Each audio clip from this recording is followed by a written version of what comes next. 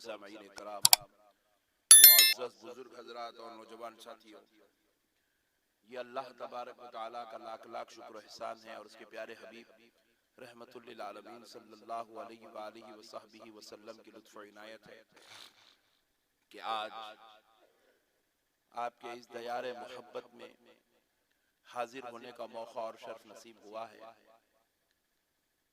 उलमा इकराम की कसीर तेदाद, दानिशवरान कौम मिल्लत, मुहिब्बान अहले सुन्नत, गुलामान गौसे आज़म व गुलामान गरीब नवाज की इस अजीम मजलिस से खिताब करने का शर्फ और सआदत नसीब हो रही है। मैं दिल की गहराइयों से मोहतरम खुर्शीद साहब का, फेरोज साहब का और शहादत साहब जो सदर हैं मस्जिद के, उनका मैं शुक्रगुजार हूँ और जमीई जलसे से मुताल्लिक अफराद का शुक्रगुजार हूँ जिन्होंने आज की इस बाबरकत मजलिस में मुझ नाचीज को बयान करने के लिए मदऊ किया। ये हजरात तकरीबन 3 महीने पहले मुझसे टाइम लिए थे, फिर उसके बाद हालात कुछ ऐसे बने कि दुबई से हमारे चंद चाहने वालों ने भी वहां पर बयानात का सिलसिला रखा। 2-2.5 साल से, क्योंकि लॉकडाउन की वजह से, कोविड की वजह से दौरा नहीं हुआ था, तो बड़ी बेचैनी से वो हजरात भी मुंतजिर थे। तो मैं गुज़िश्ता इतवार को दुबई के लिए रवाना हुआ था और उसी दिन मैंने मोहतरम खुर्शीद साहब जो हमारे हैदराबाद में रहते हैं, आपके भाई, उनसे मैंने माजरत खाई कर ली कि भाई एक बार मुझे माफ कर दो। फिर 9 मई को आपका जो और एक जलसा है, इंशाल्लाह उस जलसे में बगैर दावत के हाजिर हो जाता हूँ, क्योंकि ये जो दुबई का जलसे होते हैं ये बहुत ही जो है लोग बड़ी ख्वाहिश से, बहुत ही ज्यादा मुसीबतों से परमिशन निकाल के रखते हैं, क्योंकि यहाँ बार बार हमारे हैदराबाद की तरह, हिंदुस्तान की तरह जलसे नहीं होते। ये बहुत मुश्किलों से ये लोग रखते हैं। आप इसमें मुझे परमिशन दे दीजिए, मैं इंशाल्लाह नेक्स्ट टाइम आऊंगा। तो ये बेचारे, आप यकीन मानिए, हाथ धो के पीछे पड़ गए। चाहे कुछ भी हो जाओ, आप आना, आप आना, आप आना, आप आना, आप आना। इतना तंग कर दिए मेरे मुंह में, 2 जलसे छोड़ के भाग के आ गया। मैं बोला वो छोड़ने वाली मुसीबत से ये बचने वाली मुसीबत अच्छी है, बल्कि यहाँ आ गया। 2 जलसे छोड़ के आ गया। अब आप यूं समझिए कि आप जो है एक ऐसे आदमी को खिताब सुन रहे हो, बेचारा दुबई से आया है बयान करने के वास्ते। मैं कल 6 बजे वहां पर निकला अपने घर से एयरपोर्ट के लिए, तो आज जो है यहाँ पर पहुंचा तकरीबन 4 बजे। इतना लंबा सफर करके ये जलसे को आया, तो मेरे को समझ में नहीं आया आखिर मैं क्या कर रहा हूँ। इतने जलसे के वास्ते कई को जा रहा हूँ, रोजाना जलसा करता हूँ, एक आज डुम्मा नहीं मार सकता क्या मैं? बल्कि मैं अपने आप को पूछने लगा, भाई हम भी एक इंसान है, नहीं आना ही चाहना, आना ही चाहना, आना ऐसा दिखा नहीं आए तो लगा जेल में डाल देने वाले। मेरे को ऐसा महसूस हुआ, इतनी जबरदस्ती, इतनी जबरदस्ती। और वो बेचारा हमारा खुर्शीद, अल्लाह मियां उसको अच्छा रखे, सलामत रखे, बेचारे को भेजा गरम कर दिया। भाई दुबई वाले भी बोले जान दो हजरत, इन्हें बहुत दम कर रहा, आप चले जाओ। बहरहाल अल्लाह ताला की जो भी मर्जी है, अल्लाह का हुक्म था, उसके हबीब का सदका था, आपके दरमियान पहुंच गए, आपके जलसे में हाजिर हुए हैं। मैं खैर आपको नेक्स्ट टाइम के लिए बोल रहा हूँ, अगर कोई मौलाना साहब है भी, जैसे हमारे हबीबुल्लाह फैजी साहब हैं, बेचारे इतनी दूर से आए, अगर एक आध मरतबा अगर कुछ गायब हो जाए तो भाई उसको अजाब नहीं बना देना। उन्होंने भी एक इंसान है, मैं भी एक इंसान, हम लोग कोई जिन्नात नहीं है, कोई हम लोग फरिश्ते नहीं है, और हम लोग कोई अब्दाल भी नहीं है एक ही वक्त में 7 जगह पहुंच जाने के वास्ते। हम लोग इंसान है भाई, एक आध जगह अगर हो जाती है, मसला चले जाए, थोड़ा एडजस्ट कर लेना, सेट कर लेना। बुलाने वालों को बदनाम नहीं करना, तू मौलाना के नाम पे पैसे लेके खा गया, मौलाना, अरे क्या खाएंगे यार, तुम देती क्या बोल के उन्हें खाने के वास्ते? ऐसा कौन सा तुम हजारों का निकाल के दे दिए, ले 2 करोड़ अहमद नक्शबंदी के नाम पे, ले 1 करोड़ हबीबुल्लाह फैजी के नाम पे, वो कौन सा खजाना दिए बोल के लूट के खाने के वास्ते? ऐसा थोड़ा सा मैं इसलिए अर्ज कर रहा हूँ क्योंकि मैं जिन तकलीफों से आया हूँ वो मुझे मालूम है। वहां पर जो बेचारे प्रॉब्लम्स के साथ, उन लोग जो कॉन्फ्रेंस हॉल्स में जो परमिशन निकाले थे, वो परमिशन कैंसिल हो गई।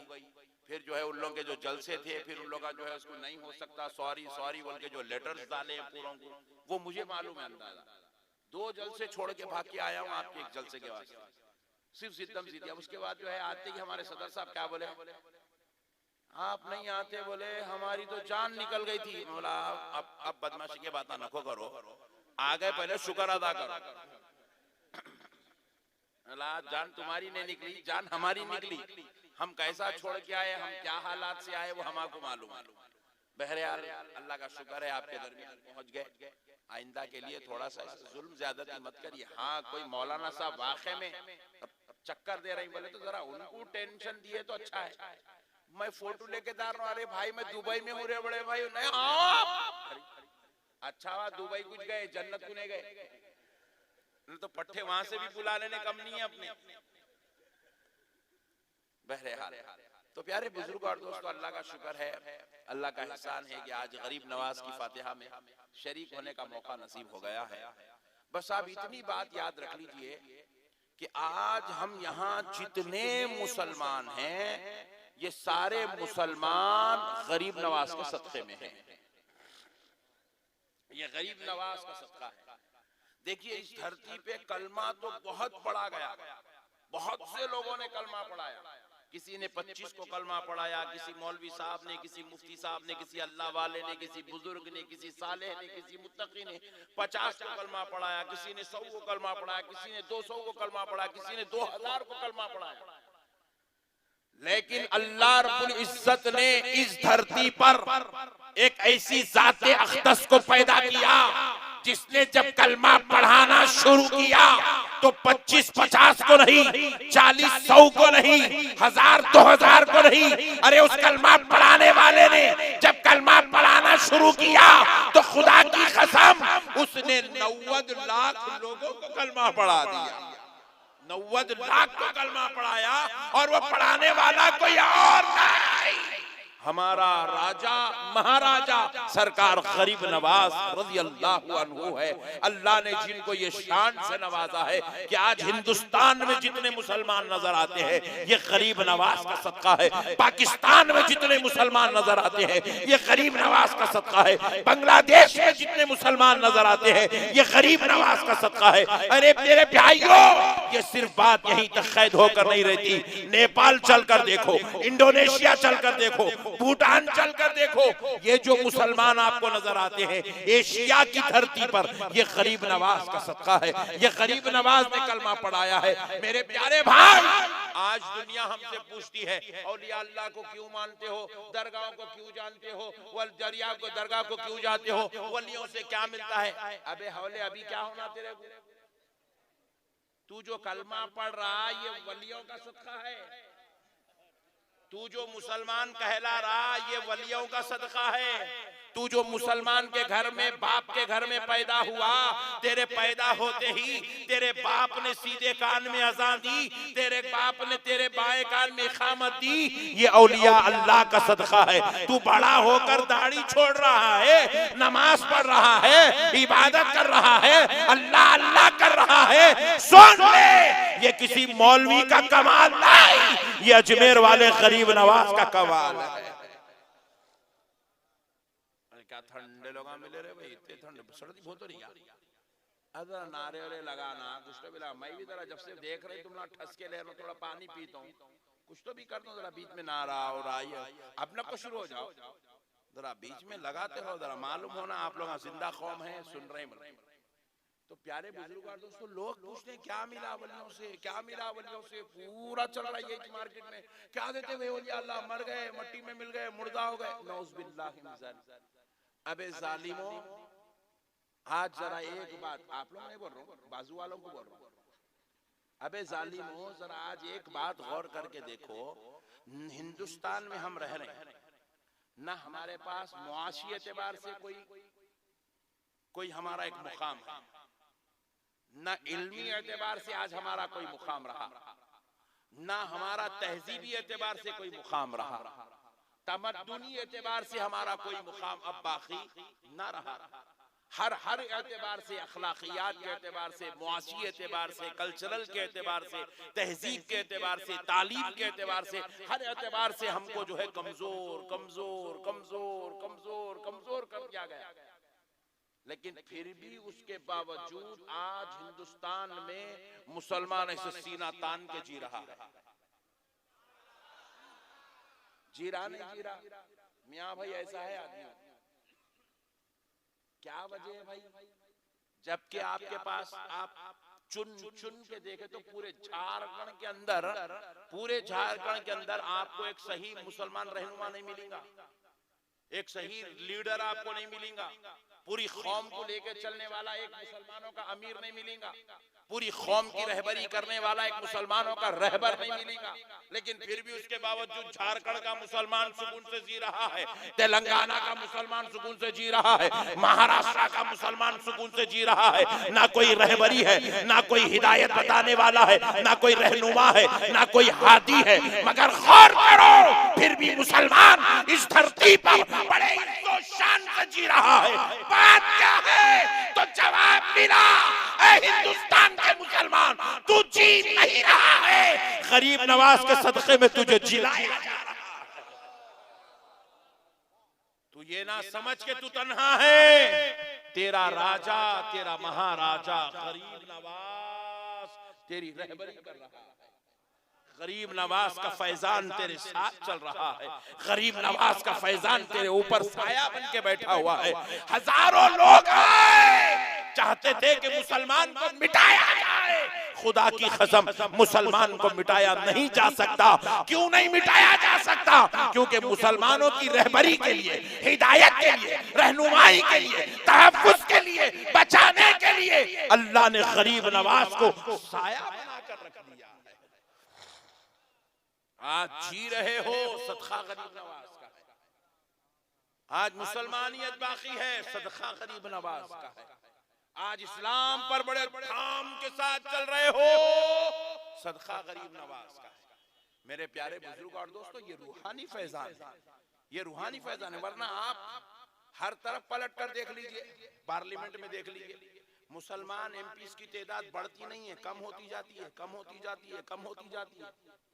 आप असेंबली में देख लीजिए, मुसलमान एमएलए की तादाद बढ़ती नहीं है, कम होती जाती है, कम होती जाती है। फिर भी मुसलमान बिहम्दिल्लाहि ताला मुसलमान हिंदुस्तान में बड़े इज्जत से जी रहा है, बड़ी शान से जी रहा है, बड़े इज्जत के साथ जी रहा है, हालात का सामना भी कर रहा है, हालात का मुकाबला भी कर रहा है। तो खुदा की कसम ये गरीब नवाज का सदका है, ये गरीब नवाज का फैजान है, ये गरीब नवाज की इनायत है, ये गरीब नवाज की नवाजिश है। मेरे प्यारे भाइयों, लोग कहते हैं वलियों से क्या मिलता है? अरे आज जो तू मुसलमान नाम ले रहा है, ये सदका गरीब नवाज का है। जो तेरी मस्जिदों से अज़ानें बुलंद हो रही है, ये फैजान गरीब नवाज का है। जो तू आज मस्जिदों में खड़े होकर बांगे दहल कुरान की तिलावत कर रहा है, ये फैजान गरीब नवाज का है। जो तू आज दाढ़ी और टोपी के साथ पूरे हिंदुस्तान की सैर कर रहा है, ये सदका गरीब नवाज का है। जो तू आज अपने नाम के साथ मोहम्मद लिखकर,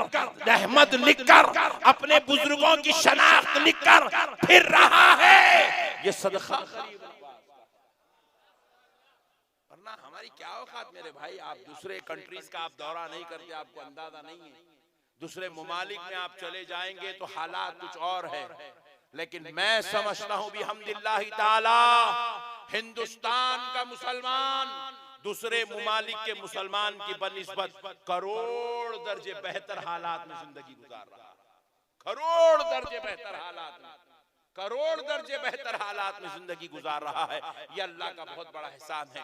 अब प्यारे बुजुर्ग और दोस्तों, जरा गौर कीजिएगा, ये जितने यहाँ बैठे हैं, इसमें से जितने सैयद हैं, हसनी हुसैनी सादात हैं, जितने सिद्दीकी हैं, जितने फारूकी हैं, जितने अलवी हैं, ये सारे के सारे नबी के दौर के मुसलमान हैं। किस दौर के मुसलमान हैं? सिद्दीकी उनको कहा जाता है, सैयदुना अबू बकर सिद्दीक की औलाद हो तो मतलब इनको इस्लाम नबी के दौर में मिल गया। जो हसनी हुसैनी सादात हैं, ये तो नबी के घर वाले हैं, इनको इस्लाम नबी के दौर में मिल गया, नबी के सदक़े में मिल गया। ये जितने उस्मानी हैं, फारूकी हैं, अलवी हैं, जो सैयदा फातिमतुज़ ज़हरा के अलावा मौला अली की दीगर अज़वाज की औलाद है, वो अलवी सैयद कहलाती हैं। उनको इस्लाम नबी के दौर से मिला हुआ है। लेकिन अब कान खोलकर सुनो, बड़ी जामे बात अर्ज कर रहा हूं, आप सुन्नियों से ज्यादा बाजू वालों को यह बात सुनने और समझने की जरूरत है।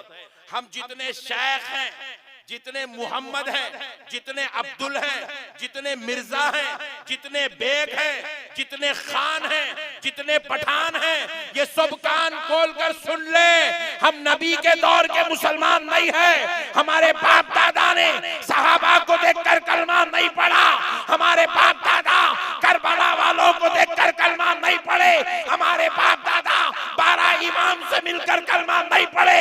हम जितने शेख हैं, जितने मुहम्मद हैं, जितने अब्दुल हैं, जितने बेग हैं, जितने मिर्जा हैं, जितने खान हैं, जितने पठान हैं, कान खोलकर सुन ले, हम गरीब नवाज के सदक़े में मुसलमान बने हैं।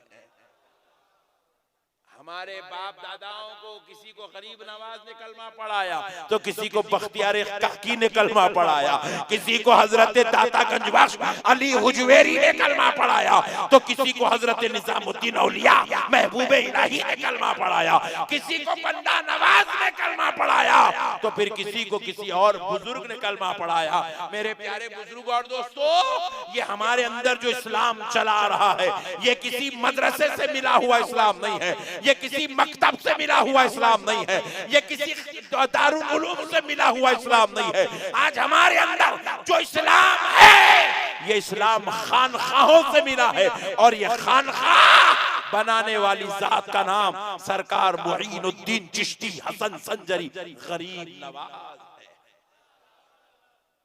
गरीब नवाज के सदक़े में मुसलमान बने भाई, जिनके सदक़े में बाप दादा कलमा पढ़े, आज औलाद उनके बारे में पूछ रही, दरगाह को जाना कहाँ है, गरीब नवाज का ने चादर भेजना कहाँ है, गरीब नवाज के पास जो है जाके बैठ के जिक्र करना कहाँ है। अबे जालिमों, इस्लाम को समझ जाओगे तो खुदा की कसम गरीब नवाज खुद ब खुद समझ में आ जाएंगे। आज मेरे गरीब नवाज का सिक्का न सिर्फ हिंदुस्तान पर बल्कि बर्रे आजम पर मेरे गरीब नवाज का सिक्का जमा हुआ है। आप अंदाजा कीजिए, अजमेर में रहकर मेरे गरीब नवाज की हुकूमत और उनका राज देखिए। अमेरिका से गरीब नवाज के लिए चादर आ रही है, अफ्रीका से गरीब नवाज के लिए चादर आ रही है, पाकिस्तान से गरीब नवाज की मजार के लिए चादर आ रही है, बांग्लादेश से गरीब नवाज की मजार के लिए चादर आ रही है। हिंदुस्तान का हर चीफ मिनिस्टर अपनी तरफ से अकीदत में गरीब नवाज को चादर पेश कर रहा है। हिंदुस्तान के वजीर आजम की तरफ से आप अब अगर नहीं हो तो पहले जो है गरीब नवाज की बारगाह में हिंदुस्तान के गरीब नवाज की तरफ से जो है चादर पेश की जाती थी, सदर जमहूरिया की तरफ से चादर पेश की जाती है। मेरे प्यारे बुजुर्गों और दोस्तों, बताइए जरा ये क्या हो रहा है, ये क्या चल रहा है? अरे कोई बताओ, तुम अपने लिए जो है एक चीज मांग कर तो दिखाओ। तुम मांगने जाओ तो बैंक वाला तुम्हें लोन देने तैयार नहीं है, तुम मांगने जाओ तो महकमे वाला तुम्हारे लिए कोई बिल पास करने तैयार नहीं है, मगर मेरा गरीब नवाज मजार के अंदर लेटा है, मगर दुनिया के हर खित्ते से मजार पाक पर चादर पेश की जा रही है। तो गरीब नवाज ने बता दिया कि हम दुनिया में रहते हैं, हम दुनिया में अगरचे के तुम्हारी आंखों को नजर नहीं आते, मगर आज भी दिलों पे हमारा राज जारी है, आज भी दिलों पर हमारा सिक्का बोलता है। मेरे प्यारे बुजुर्ग और दोस्तों, जरा गौर कीजिएगा। अब जरा चलते हैं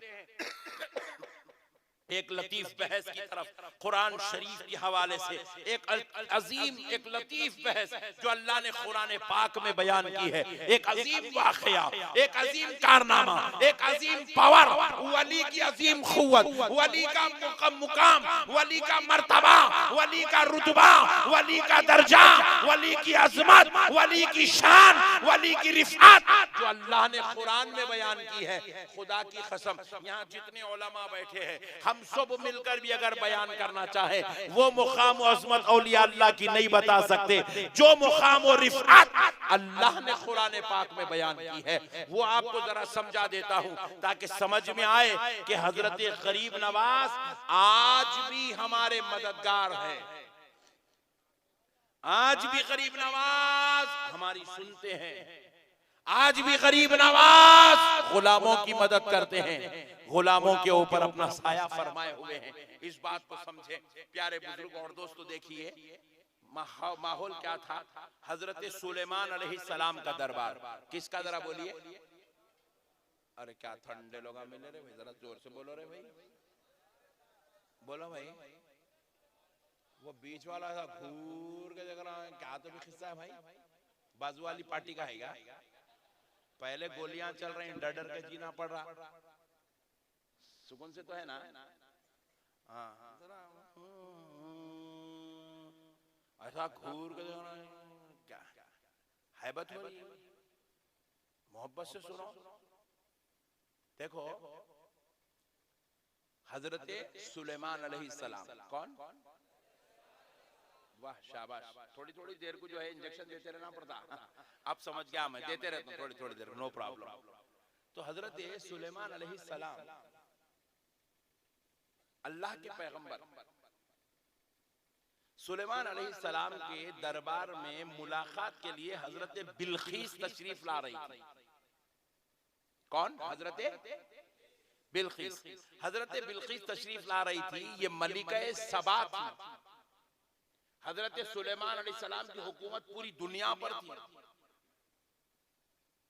मलिका सबा हजरत बिलखीस को हजरत सुलेमान ने कलमे की दावत दी थी, इस्लाम कबूल करने की दावत दी थी। तो उन्होंने कहा कि मैं जरूर इस्लाम कबूल करूंगी, आप मुझे कोई ऐसी चीज दिखा दें जिसको देखकर मेरा दिल मान जाए कि वाकई इस्लाम हक है, तो मैं कलमा पढ़ लूं। तो हजरत सुलेमान अलैहिस्सलाम ने क्या किया? हजरत बिलखीस को अपने दरबार में बुलाया, आप तशरीफ लाइए।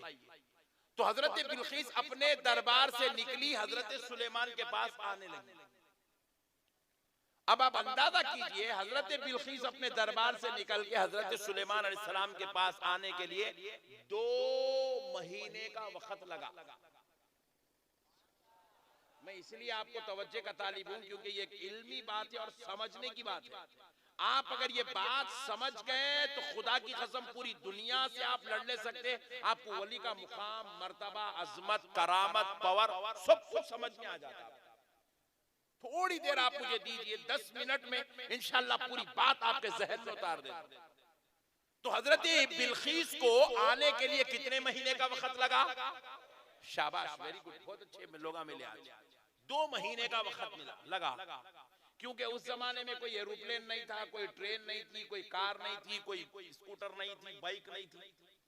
वो जमाने की जो तेज रफ्तार सवारी थी वो घोड़ा था। घोड़ा, कुछ देर घोड़े पर, कुछ देर ऊंट पर, कुछ ऐसे कुछ वैसे बैठ के, कुछ पैदल चलते करते आप तशरीफ लाई। 2 महीने का वक्त लगा। हजरत बिलखीस हजरत सुलेमान अलैहिस्सलाम के दरबार में दाखिल होने वाली है। बिल्कुल यूं समझिए वो जो खवातीन का डेरा है ना, बस उतनी दूर है हजरत बिलखीस, और यहाँ हजरत सुलेमान का दरबार है। अब हजरत सुलेमान अलैहिस्सलाम फरमा रहे हैं, हजरत बिलखीस मेरे दरबार में आने वाली हैं, उनके आने से पहले उनका तख्त जो उनके दरबार में रखा हुआ है, वो तख्त मुझे यहां लाकर कौन दे सकता है? 2 महीने की दूरी पर है तख्त। हजरत बिलखीस यूं समझ लीजिए, मिसाल के तौर पर 5 मिनट में दरबार में आने वाली हैं। 5 मिनट के अंदर हजरत सुलेमान कह रहे हैं मुझे वो तख्त चाहिए जो 2 महीने की दूरी पर रखा हुआ है। जाना, तख्त लेके वापस आना। आप अंदाजा करिए, तेज रफ्तार घोड़ा सुबह शाम, सुबह शाम, सुबह शाम, सुबह शाम चलाए बगैर रुकाए के, तो जाएंगे 1 महीने में, आएंगे 1 महीने में, 2 महीने लग जाएंगे जाकर आने। क्योंकि यूं समझ लीजिए झारखंड में हजरत सुलेमान का दरबार है, तो तख्त लाना है आपको हैदराबाद से, और कोई तेज रफ्तार सवारी नहीं है, घोड़े पे जाना है, तख्त लेके आना है। उस जमाने की सवारी के एतबार से सिर्फ घोड़ा है, और तख्त कोई चाइना बाजार का प्लास्टिक का तख्त नहीं है। तख्त याकूत और जमरूद का बना हुआ है, वजनदार पत्थर का बना हुआ तख्त, और उस तख्त के अंदर हीरे जवाहरात भी लगे हुए। हजरत सुलेमान पूछ रहे हैं कोई जो हजरत बिलकीस के दरबार में आने से पहले लाकर दे दे। एक जिन खड़ा हुआ, जिन कहने लगा हुजूर आप मुझे इजाजत दीजिए, मैं वो तख्त आपको लाकर दूंगा। हजरत सुलेमान ने पूछा कितनी देर में लाकर दोगे? ये वाकया अल्लाह ताला कुरान में दर्ज कर रहा है। क़ाल इफ़रीतुम मिनल जिन्नि अतातीक बिही क़ब्ल अन तक़ूम मिन मक़ामिक। जिन कहने लगा अल्लाह के पैगंबर आप मुझे इजाजत दो। और वो जिन बोले तो कोई ऐसा चूहे के जैसा नहीं था। इफरीतुम बड़ी बड़ी आंख वाला, मोटा ताजा लहीम शहीम हट्टा कट्टा खड़ा हो गया। बोला अल्लाह के पैगंबर आप मुझे इजाजत दो, आपके जगह पे उठने से पहले लाके दे दूंगा। आप समझ में आई जिन की कुव्वत कितनी रही थी। क्या लोग बोलते देखो अरे टेढ़े टेढ़े हरकत करते, क्या जिन आ गया आंख पे। अबे हौले जिन ऐसा नहीं आता। जिन आया तो ने टेढ़े टेढ़े हरकत नहीं करता, झाड़ को पकड़ के हलाया तो झाड़ उखड़ जाता। नहीं आई बात समझ में आई?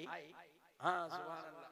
जिन आया तो झाड़ को पकड़ के उठा, अलमारी को यूं ढकला तो अलमारी वहां गिरती जलसे के बाहर जा। क्या हुआ? इसकी आंख पे जिन आ गया। किसी को एक भैरी मारा, पूरे 7 आसमान दिखते उसको। क्या हुआ? बोले जिन आ गया। इसको बोलते यहाँ पे कुछ भी नहीं, क्या भी नहीं, जरा यूं टेढ़े हरकत करे। एक आमिल साहब करने लग जा रहे, आमिल साहब क्या हुआ? जिन आया इसको। आमिल साहब पैसा उतरता 2100 रुपए में उतरता। कितने में? अब इन्हें क्या करा? बोले right I am ready for pay to 2100 rupees. मैं 2100 रुपए देने के लिए तैयार हूं, अगर जिन आप उतारेंगे। कैसा? बोले 3 लींबू लाओ। 3 रुपए में 1 लींबू। बस आमिर जरा डेढ़ इशारा तो 7 लींबू लाओ, 21 रुपए। 7 लींबू के 21। यूं फिरा रहा काट रहा, यूं फिरा रहा काट रहा, डाल रहा। क्या हुआ? उतर गया जिन। अबे हौले 7 लींबू से सालन नहीं उतरता, जिन कहां से उतरता रे? ये सब फामते बताएं, जिन ऐसा नहीं उतरता। जिन को उतारने की तरकीब मैं आपको बताता हूं। अब जरा सुनो। जिन कहने लगा आप मुझे इजाजत दो, क़ब्ल अन तक़ूम मिन मक़ामिक, आपके जगह पे उठने से पहले मैं वो ले आकर आपको दे दूंगा। तो हजरत सुलेमान अलैहिस्सलाम से क्या कहा? जगह पे उठने से पहले। बोले तो ऐसा उठने से पहले मतलब नहीं है। हजरत सुलेमान अपने दरबार में जब सुबह बैठ जाते थे तो शाम में उठते थे, असर की नमाज के वक्त उठते थे। तो हजरत सुलेमान से कहा असर का वक्त जब शाम की नमाज का वक्त होगा उससे पहले ला कर दूंगा। तो हजरत सुलेमान ने कहा हम आपको इतना टाइम नहीं दे सकते, क्योंकि अभी वो दाखिल होने वाली है। तुम 2 से 4 घंटे की बात कर रहे हो, हमको उनके आने से पहले चाहिए। कहा तुम बैठ जाओ। जिनको बिठा दिया। अब अल्लाह कुरान पाक में कह रहा है क़ाल अल्लज़ी इंदहु इल्मुम मिनल किताब। रब कह रहा अब वो खड़ा हुआ जिसके सीने को हमने किताब के इल्म से मुनव्वर और रोशन कर दिया था। वो कोई और नहीं, अल्लाह का वली था। सुभान अल्लाह। और उनका नाम आसिफ बिन बरखिया था। वो खड़े हो गए, खड़े होकर कहने लगे ए अल्लाह के पैगंबर आप मुझे इजाजत दे, मैं वो तख्त ला कर दूंगा। बोले अच्छा ला कर दोगे? 2 महीने की मसाफत की दूरी पर तख्त। थोड़ा इमेजिन करो ए झारखंड वालों, हैदराबाद में तख्त रखा हुआ है, तकरीबन 900 मील की दूरी है। यूं समझ लो कि तकरीबन 1400 किलोमीटर दूर तख्त रखा हुआ है। 1400 किलोमीटर दूर से वो तख्त जाना भी है, तख्त को उठाकर लाना भी है। तख्त पत्थर का है, हीरे जवाहरात जड़े हुए हैं। अल्लाह का वली खड़ा हुआ, खड़े होकर कहने लगा, ऐ अल्लाह के पैगंबर, आप मुझे इजाजत दो, मैं वो तख्त लाकर दूंगा। पूछा कितनी देर में लाओगे? अरे वली ने क्या कहा? रब कुरान में फरमा रहा है,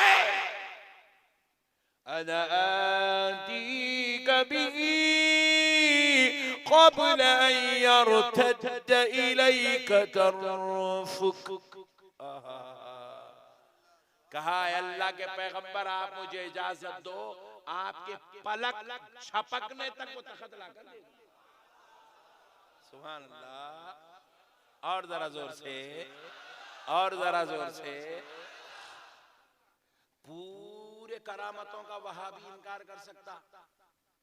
ये करामत अल्लाह बयान कर रहा है, इनकार करा तो वहाबी नहीं रहता, काफिर हो जाता। बात समझ में आ रही? काफिर हो जाती अगर इस करामत का इनकार करे तो। अल्लाह का वली कह रहा है 900 मील तकरीबन 1400 किलोमीटर की दूरी पर तख्त रखा हुआ है। अल्लाह का वली कह रहा है, आप इजाजत दो, आपके पलक झपकने तक लाकर दे दूंगा। मैं एक दिन सोचा, ये पलक झपकने कितने घंटे लगते? सुभान अल्लाह। यूं कर हरी बोला, नहीं घंटे नहीं लगते इसको, मिनट लगता नहीं, मिनट भी नहीं लगता, सेकंड लगता नहीं। गौर करेंगे, बल्कि सामने ऐसा घड़ी रखी हो, पलक झपका तो घड़ी चली दिख रही। तो फिर मैं क्या किया, इंटरनेट पे सर्च किया। इंसान जो नॉर्मली देखो बैठे बैठे पलका मार रहे, देखो आप लोग, ये पलक इंसान कितनी देर में झपकता। जब मैं इंटरनेट पे सर्च किया तो पता चला नॉर्मली जो पलक झपकी जाती है फितरत के मुताबिक, खुदरत के मुताबिक, 1 सेकंड में 5 मरतबा पलक झपकते। 1 सेकंड में 5 मरतबा पलक झपकते। कितने जमाने से पलक झपक रहे मालूम ही नहीं था, आज मालूम होगा। देखो 1 सेकंड में 5 मरतबा पलक झपकते हैं। और अगर कोई आदमी तेज तेज पलक झपकना चाहे, तेज तेज तेज तेज तेज पलक झपकना चाह रहा, तो 1 सेकंड में 18 से 20 मरतबा पलक झपकता। 1 सेकंड। और अल्लाह का वली कह रहा है 1 सेकंड भी मुझे नहीं चाहिए, आप मुझे इजाजत दो, सेकंड के 20वें हिस्से में जाऊंगा भी, वो तख्त उठा के लाके सामने रख दूंगा भी। क्या शान है वली की, अल्लाह अल्लाह, क्या करामत है वली की, अल्लाह अकबर। ये कुरान है, कुरान।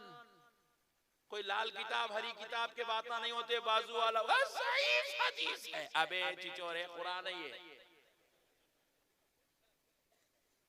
सेकंड के 20वें हिस्से में आपको वो तख्त ला कर दे दूंगा।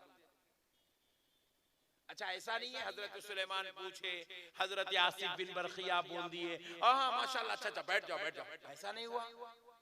हजरत सुलेमान अलैहिस्सलाम ने कहा इजाजत है। सुभान अल्लाह, इजाजत है। सुभान अल्लाह। अब रब क्या कहता है, कुरान देखिए, रब फरमा रहा है, फलम्मा राहु मुस्तक़िर्रन हजरत सुलेमान ने कहा जाओ ले आओ, जाओ तख्त ले आओ। अभी हजरत सुलेमान ऐसे पलक झपके, ऐसा पलक झपके, झपक के पलक खोले, आंख खोले, राहु मुस्तक़िर्रन इंदा, हजरत सुलेमान ने तख्त को अपनी बगल में पाया। सुभान अल्लाह। कैसा हुआ होगा, थोड़ी देर के लिए सोचो। पलक झपकने तक हैदराबाद को जाना, तख्त उठा के लाना, सामने रख देना, कैसा हुआ होगा, कैसा गए होंगे, कैसा उठाएंगे, कैसा लाए होंगे। 1 ही सेकंड के 20वें हिस्से में ये काम हो गया, कैसा हुआ होगा। समझ में आ रहा? नहीं आ रहा? जो समझ में नहीं आता ना, उसको कुछ करामत बोलते। जो समझ गए वो करामत नहीं है, जो समझ गए वो करामत बोलते ही उसको जिसको अक्ल में दाखिली नहीं होती। मेरे गौसे पाक इरशाद फरमाते हैं, मैं पूरी कायनात को ऐसे ही देखता हूं जैसे हथेली में राई का दाना। बाजू वाला परेशान, कैसा देखते भाई? अबे हौले तो समझ में नहीं आ रहा, इस कुछ करामत बोल। गरीब नवाज सरकार क्या करे, एक ऐसा लोटा डुबाए और पूरा अना सागर उसमें ले लिए, पूरा अना सागर लोटे में ले लिए। एक मर्तबा अना सागर के पास जाओ, आपके अजमेर को गए तो अना सागर को भी जाना, आप जाके अना सागर के सामने ठहरना। इतना बड़ा तालाब एक लोटे में कैसा आया होगा, कैसा होगा? बाजू बेगम रखी, बेगम पूछना, बेगम हजरत कहते हैं ये पूरा तालाब एक लोटे में ले लिए, कहते हैं बेगम आओ जी कैसा करेगा? बेगम समझ में आ रहा? नहीं समझ में आ रहा, इतना बड़ा तालाब एक लोटे में कैसा आता? समझ में नहीं आ रहा। बोले नहीं आ रहा तो बेगम को बोलना इस कुछ करामत बोल। जो समझ में आ जाए वो करामत। उंगली का इशारा करके चांद के 2 टुकड़े कर दिए। करने वाली जात नबी मुअज्जम की जात है। कैसा करे होंगे? उंगली का इशारा करे तो मैं करा तो पर्दा इसलिए फट रहा है ऊपर का, नहीं मैं ऐसा ही करूं, चल पूरा नहीं तो कम से कम ये गुलाबी टुकड़ा तो फट जाते। इन्हें बड़ा हौले हो गए क्या मौलाना? अच्छा तकरीर कर रहे थे ना, यूं यूं गई को कर रही, पूछ रहा अपन हाथ हिलाए तो ये गुलाबी रिबिन फटने को तैयार नहीं है, ये कपड़ा फटने को तैयार नहीं है। आमिना का लाल इशारा करता है तो चांद के 2 टुकड़े होते हैं। दुनिया ने देखा ये कैसे मुमकिन है। अबू जहल से पूछा अकल में आई? बोले नहीं आई। अबू लहब से पूछा अंदर गई? बोले नहीं गई। अबू लहब से पूछा अंदर घुसी? नहीं घुसी। बोले जो नहीं घुसती है, अगर ये अमल नबी से हो, इसी अमल को मौजिज़ा कहा जाता है। ये तेरे बस की बात नहीं है। जाहिला बोल रहे हैं नबी हमारी तरह है, वली भी हमारी तरह है, गरीब नवाज भी एक इंसान है भैया। अबे हवले इंसान है तो तू ले लेना कटोरे में।